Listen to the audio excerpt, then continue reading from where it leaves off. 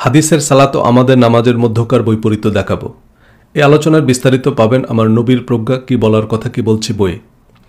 Video description এবং স্ক্রিনে দেওয়া নম্বরে কল করে বইটি অর্ডার করতে পারবেন। হাদিসের প্রয়োজনীয়তার পক্ষে সবচেয়ে জবরদস্ত যুক্তি হচ্ছে হাদিস ছাড়া নামাজ পড়বেন কিভাবে। কোরআনে তো নামাজের সময়, রাকাত, প্রক্রিয়া, পদ্ধতি কিছুই নাই। অর্থাৎ হাদিস ছাড়া নামাজ আদায় করা অসম্ভব। এই ভিডিওতে দেখাবো যে আমরা হাদিস দিয়ে নামাজ পড়ি না। নামাজ নিয়ে মুসলিম বিশ্বের প্রচলিত ধারণার সাথে হাদিসের উল্লেখযোগ্য সম্পর্ক নাই। যুগ যুগ ধরে যেভাবে প্রার্থনার রেওয়াজ চলে এসেছে তার কিছু বিক্ষিপ্ত বিচ্ছিন্ন বর্ণনা আছে হাদিসে, যার সাথে সালাত অনুষ্ঠানের মূল উদ্দেশ্যের বিশেষ সম্পর্ক নেই। কোরআনে আল্লাহ বারবার সালাত প্রতিষ্ঠার কথা বলেছেন, কিন্তু মুসলমানদের জন্য আল্লাহর সম্পূর্ণ, পরিপূর্ণ এবং অনুমোদিত জীবন বিধান পবিত্র কোরআনে নামাজের পরিচিত কাঠামোর সুস্পষ্ট বর্ণনা নাই।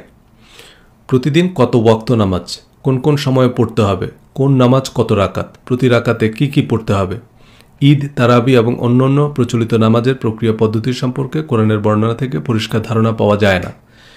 কিন্তু কোরআনের 10-15 আয়াতে আমাদের পরিচিত নামাজের প্রতিটা জিজ্ঞাসার জবাব দেওয়া সম্ভব ছিল। দোয়া বা প্রার্থনা অর্থে সালাত শব্দটি ব্যবহৃত হলেও কোরআনে সালাত প্রতিষ্ঠা বলতে প্রধানত কোরআনের নিরবিচ্ছিন্ন অনুসরণকে বোঝানো হয়েছে। রিলিজিয়াস মাইন্ডসেট, বিশ্বাসে ঢেকে গেলা বইয়ে কোরআনের সালাত ও আমাদের নামাজ অধ্যায়ে বিস্তারিত আলোচনা করেছে। নামাজের নিয়ম জানার জন্যই প্রধানত আমাদের হাদিসের প্রয়োজন পড়ে, কারণ কোরআনে নামাজের সুনির্দিষ্ট কাঠামো নেয়। কিন্তু হাদিস থেকে নামাজের সর্বসম্মত কাঠামো বের করা কোনো সাধারণ শাইখুল হাদিসের পক্ষেও অসম্ভব। হাজার হাজার হাদিস থেকে ছোট ছোট তথ্য জোড়া দিয়ে ইজমা কিয়াসের ভিত্তিতে নামাজের পরিচিত কাঠামো তৈরি করেছেন ইমাম আবু হানিফা, ইমাম শাফি, ইমাম মালিক ও ইমাম হাম্বলের মতো সর্বকালের সেরা স্কলাররা। আলে হাদিসের লোকরা নাসিরুদ্দিন আলবানির মজহাব বা তার বই অনুযায়ী নামাজ পড়ে। প্রতিটা মজহাবের বড় বড় আলেমদের মধ্যেও নামাজের অসংখ্য মাসালার বিষয়ে মতপার্থক্য আছে। নামাজের মতো এত গুরুত্বপূর্ণ ইবাদতের অবিসংবাদিত, অবিতর্কিত, ধারাবাহিক এবং সম্পূর্ণ বিবরণ প্রচলিত হাদিসে নাই। এর কারণ রাসূল সাল্লাল্লাহু আলাইহি সাল্লামের প্রধান সাহাবীরা তার নামাজের উল্লেখযোগ্য বর্ণনা দেননি। এ থেকে খুব সহজেই অনুমান করা যায় যে সময়, কাঠামো বা অঙ্গভঙ্গি নয়, হাদিসের সালাতের মূল কথাও কোরআন প্রতিষ্ঠা বা কোরআনের নিরবিচ্ছিন্ন অনুসরণ। নামাজের ফজিলত ফাজাইলের হাজার হাজার জাল হাদিস, কিচ্ছা কাহিনীর আড়ালে পড়ে আছে সালাত আয়োজনের মূল উদ্দেশ্য। হাদিস অনুযায়ী আমরা নামাজ পড়ি না, নামাজ নিয়ে ঝগড়া করি। অমুকের নামাজ হয় না, তমুকের পিছনে নামাজ হবে না, অমুক মসজিদে নামাজ পড়া বেদাত, সুতরাং আলাদা মসজিদ বানাও, আলাদা আরবে বানাও, শিরক বেদাতের বিরুদ্ধে যুদ্ধ করো ইত্যাদি।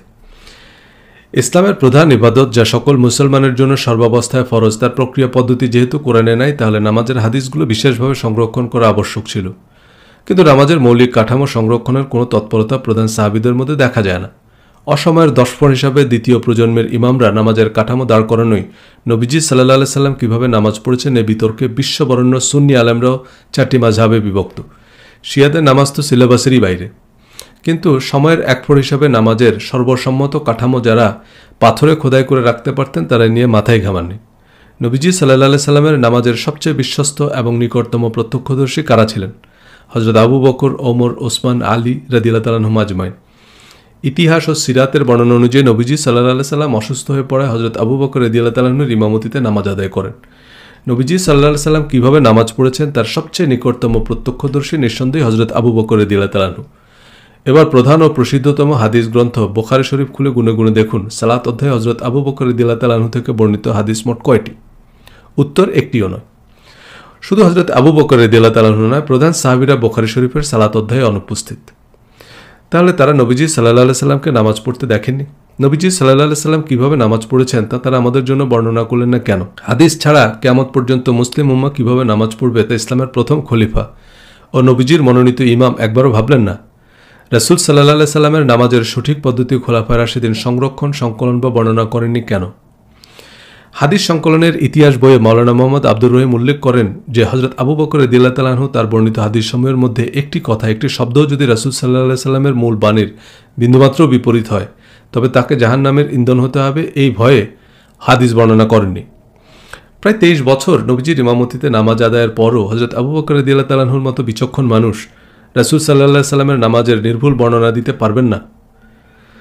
নবীজি সাল্লাল্লাহু আলাইহি সাল্লাম দিনে কয় ওয়াক্ত নামাজ পড়েছেন, কোন নামাজ কোন সময়ে পড়তেন, আসরের নামাজ কয় রাকাত পড়তেন, মাগরিবের নামাজের কেরাত জোরে পড়তেন না আস্তে পড়তেন, বুকে হাত বাঁধতেন না নাভির নিচে হাত বাঁধতেন, ঈদের নামাজ কয় তাকবীরে পড়তেন? এগুলো হযরত আবু বকর রাদিয়াল্লাহু তাআলা আনহু নিশ্চিত করে বলতে পারবেন না। এটা কি বিশ্বাসযোগ্য কথা? নামাজের সর্বসম্মত নিয়মাবলী নবীজি সাল্লাল্লাহু আলাইহি সাল্লামের জীবদ্দশাতেই সংরক্ষণ করা সম্ভব ও উচিত ছিল, কিন্তু খোলাফায়ে রাশিদিনের বা সাহাবীদের যুগের এমন কোনো সম্পূর্ণ ও সার্বজনীন নথি পাওয়া যায় না যাতে নামাজের ধারাবাহিক বর্ণনা আছে। এ থেকে আন্দাজ করা যায় যে নামাজ অনুষ্ঠানের মূল উদ্দেশ্যের সাথে আমাদের সমাজে প্রচলিত নামাজের অঙ্গভঙ্গি ও ফজিলত ফজাইলের বিশেষ সম্পর্ক নেই। নবীজি সাল্লাল্লাহু আলাইহি সাল্লাম নামাজের যে বাধ্যবাধকতা আরোপ করেছেন তার প্রধান উদ্দেশ্য ছিল কোরআন প্রতিষ্ঠা। এর বাইরে আর সবকিছুই ছিল ঐচ্ছিক বা গৌণ। নামাজে কি পড়া হয়, কোরআন না হাদিস? যারা হাদিসকে ওহী মনে করেন তারা বলছেন যে হাদিস হচ্ছে ওহী গায়রে মাতলুব, অর্থাৎ হাদিস নামাজে তেলাওয়াত বা পাঠযোগ্য নয়। রাসূল সাল্লাল্লাহু আলাইহি সাল্লামের সাহাবী তাবিঈরা নামাজে কোরআন বহির্ভূত কোনো কিছু পড়তেন না। নামাজের মাধ্যমে সমাজে কোরআন কায়েম হয়েছে, সারা পৃথিবীতে ইনসাফ প্রতিষ্ঠিত হয়েছে, ভ্রাতৃত্ব, ন্যায় বিচার, সাম্য, সুশাসন নিশ্চিত হয়েছে। কিন্তু আমরা আসল উদ্দেশ্য ভুলে নামাজ পড়াকে ইবাদত মনে করি। ইবাদত শব্দের আরেকটি রূপ হচ্ছে আব্দ। আব্দ থেকে ইবাদত।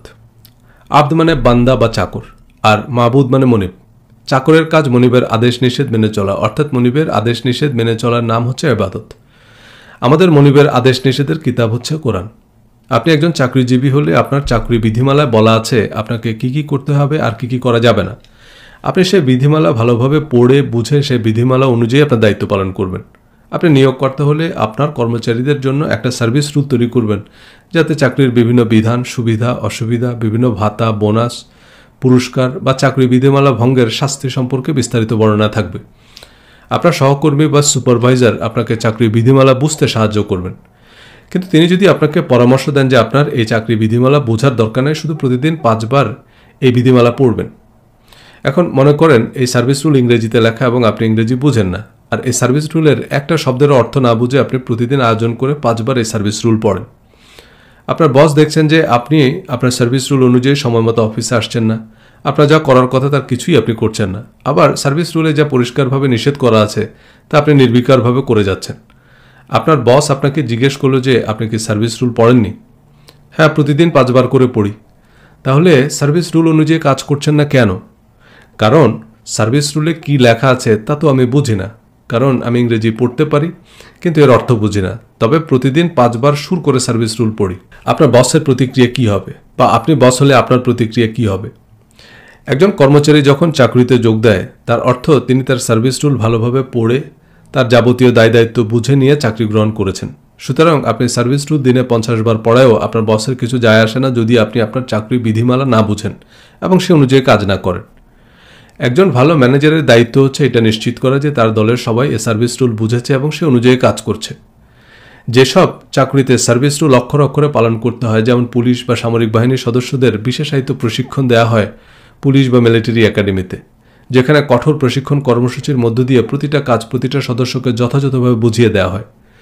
কোনো প্রতিষ্ঠানের সকল সদস্য নিয়ম অনিয়ম সম্পর্কে বিস্তারিত জানলে সে প্রতিষ্ঠানের কারো পক্ষে নিয়ম ভঙ্গ করা কঠিন, কারণ একটা আইন যদি সমাজের সব মানুষ জানে তবে কারো পক্ষে সে আইন ভঙ্গ করা বেশ কঠিন।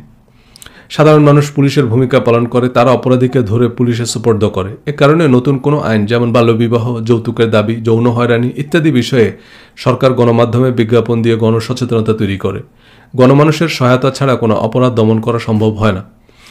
রাসূল সাল্লাল্লাহু আলাইহি সাল্লাম নামাজের মাধ্যমে সমাজে কোরআন প্রতিষ্ঠা করেছেন। আরও স্পষ্ট করে বললে কেবলমাত্র কোরআন প্রতিষ্ঠা করেছেন। নামাজে হাদিস, ফিকহ, সিরাত, ইতিহাস, আজব দুনিয়া, গজব কাহিনী পড়া হয় না, কেবলমাত্র কোরআন পড়া হয়। নামাজের তাকবীরে তাহরিমা থেকে সালাম পর্যন্ত রুকু সিজদায় যা পড়া হয় সবই কোরআন। কোরআনের বাইরে আর যেসব দোয়া দুরুদ পড়া হয় তা দলীয় সঙ্গীত। এক মাযহাবে দাত, আরেক মাযহাবে বেদাত।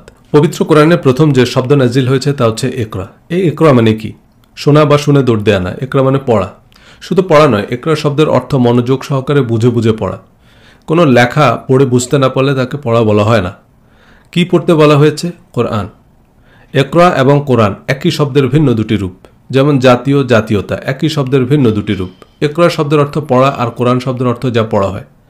আল্লাহ কোরআন পড়তে বলেছেন, আর নামাজ হচ্ছে সে কোরআনের পাঠচক্র। পবিত্র কোরআনে আল্লাহ বলেছেন, যখন কোরআন পাঠ করা হয় তখন মনোযোগ সহকারে শ্রবণ করো। কোনো একটা শব্দ শোনা, যেমন পাখির ডাক বা গাড়ির হর্ন, যার কোনো অর্থ নাই, এটাকে ইংরেজিতে বলে হিয়ারিং। আবার যখন মনোযোগ দিয়ে বোঝার উদ্দেশ্যে কোনো কথা শোনা হয় তখন তাকে বলা হয় লিসেনিং। টোফেল বা আইএলটিএস পরীক্ষায় লিসেনিং টেস্ট নেওয়া হয়, আর কানে না শুনলে তার জন্য হিয়ারিং এইড দেওয়া হয়। সুতরাং শ্রবণ করো মানে লিসেন টু ইট, একেবারে লিসেনিং টেস্টের মতো মনোযোগ দিয়ে শুনতে হবে।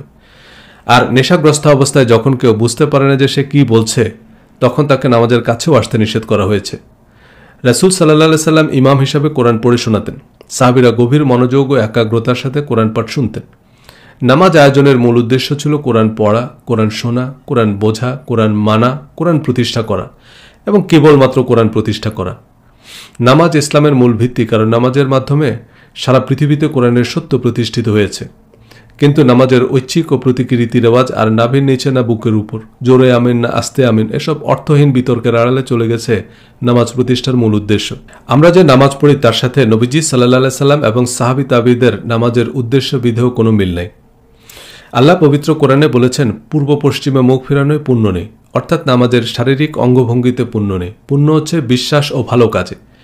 কোন বিশ্বাস ও ভালো কাজ? যে বিশ্বাস ও ভালো কাজের বিবরণ নামাজে দাঁড়িয়ে পড়ি বা শুনি। রাসূল সাল্লাল্লাহু আলাইহি সাল্লাম এবং সাহাবীদের নামাজ ছিল বিশ্বাস ও ভালো কাজের যে কার্যতালিকা আল্লাহ নাজিল করেছেন তার পাঠচক্র।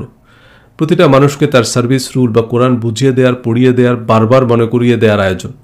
কিন্তু কোরআনের সালাতের মতো হাদিসের সালাতের সাথেও আমাদের নামাজের যোজন যোজন দূরত্ব। নামাজ যে কোরআনের পাঠচক্র ছাড়া আর কিছুই নয়।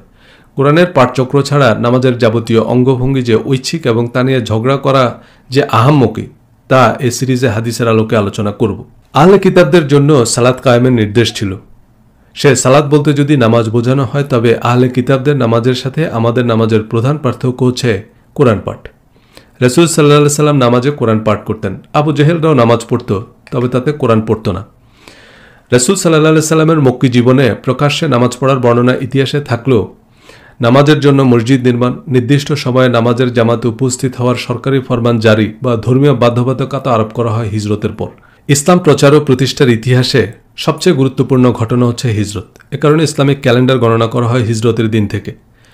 ইসলামের ইতিহাস পর্যালোচনা করে একথা বলা যায় যে হিজরত ছাড়াই ইসলাম মক্কায় শুরু হয়ে মক্কায় শেষ হয়ে যেত।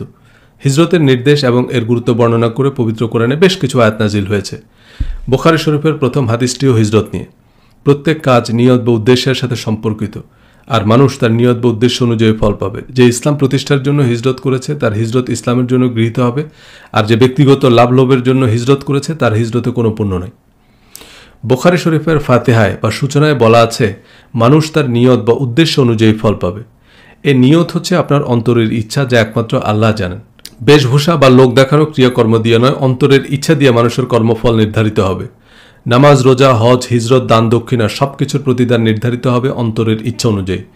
যারা ইসলাম বা ইনসাফ প্রতিষ্ঠার জন্য হিজরত করেছেন তাদের হিজরত ইসলামের জন্য গৃহীত হবে। এই হিজরত কেবল মক্কা থেকে মদিনায় অভিবাসন নয়। এরপর সাহাবীরা সারা পৃথিবীতে ছড়িয়ে পড়েন ইসলাম প্রতিষ্ঠা করতে। হিজরত নিছক অভিবাসন ছিল না, পদে পদে বিপদ, পরাশক্তির সাথে লড়াই, সংঘাত, সংগ্রামের এক জীবন মরণ বাস্তবতা। মদিনায় হিজরতের পর রাসূল সাল্লাল্লাহু আলাইহি সাল্লাম একটি সার্বভৌম ইসলামী রাষ্ট্র প্রতিষ্ঠা করেন, যাতে অন্যান্য ধর্মাবলম্বীদেরও সমান অধিকার ছিল। মদিনায় রাসূল সাল্লাল্লাহু আলাইহি সাল্লাম যে মসজিদ নির্মাণ করেন তা ছিল তার প্রধান কার্যালয়, বাসভবন, বিচারালয় এবং আইনসভা। অন্যান্য ধর্মাবলম্বীরাও বিচার আচার চাইতে মসজিদে নববীতে আসত। অর্থাৎ মসজিদে নববী কেবল নামাজের জন্য নির্মিত হয়নি, তবে নামাজের জামাতে উপস্থিত হওয়ার যেসব বাধ্যবাধকতা হাদিসের কিতাবে পাওয়া যায় তা কোরআনের পাঠচক্রে উপস্থিত হওয়ার রাষ্ট্রীয় ফরমান। কোরআন মদিনা ইসলামী রাষ্ট্রের আইনের প্রধান বা একমাত্র উৎস, এবং কোরআন নাজিলের প্রক্রিয়া তখনও চলমান ছিল। প্রতিদিন নতুন বিধিনিষেধ নাজিল হতো। রাষ্ট্রের নাগরিকরা রাষ্ট্রের প্রধান কার্যালয়ে উপস্থিত না হলে নতুন নতুন আইন সম্পর্কে তারা কিভাবে জানবে? তখনকার সময়ে রেডিও, টেলিভিশন, খবরের কাগজ কিছুই ছিল না। নাগরিকদের পারিবারিক, সামাজিক, রাজনৈতিক, অর্থনৈতিক এবং বিচারিক বিধিবিধান জানানোর মাধ্যম ছিল নিয়মিত বিরতিতে মসজিদে উপস্থিত হওয়া। একটা আইন বাস্তবায়ন করতে হলে সে আইন সমাজের সর্বস্তরের মানুষের কাছে প্রচার করতে হয়। নামাজ ছিল কোরআনের আইন কানুন প্রচার ও প্রতিষ্ঠার প্রক্রিয়া। মসজিদে নববীতে সর্বস্তরের মানুষের উপস্থিতিতে কোরআন পড়া হতো, আর রাসূল সাল্লাল্লাহু আলাইহি সাল্লামের সাথে যারা নামাজ বা কোরআনের পাঠচক্রে অংশ নিত তাদের জন্য কোরআন তো বাংলা, অর্থাৎ কোরআন তাদের মাতৃভাষা। কোরআন বোঝার জন্য তাদের তো আলাদা করে ভাষা, ব্যাকরণ কিছুই শেখার প্রয়োজন ছিল না। ঐতিহাসিক সূত্র মতে আরবের বিভিন্ন গোত্র তাদের আঞ্চলিক ভাষায় কোরআন পাঠ করত এবং আঞ্চলিক ভাষায় কোরআন লিখত। হযরত ওসমান রাদিয়াল্লাহু তাআলা আনহুর সময়ে কোরআনের আঞ্চলিক কপিগুলো পুড়িয়ে ফেলা হয়। রাসূল সাল্লাল্লাহু আলাইহি সাল্লামের সময়ে মানুষ তাদের আঞ্চলিক ভাষায় কোরআন পড়ত, অর্থাৎ কোরআন পাঠ ছিল পাঠকের পরিচিত ও বোধগম্য ভাষায়।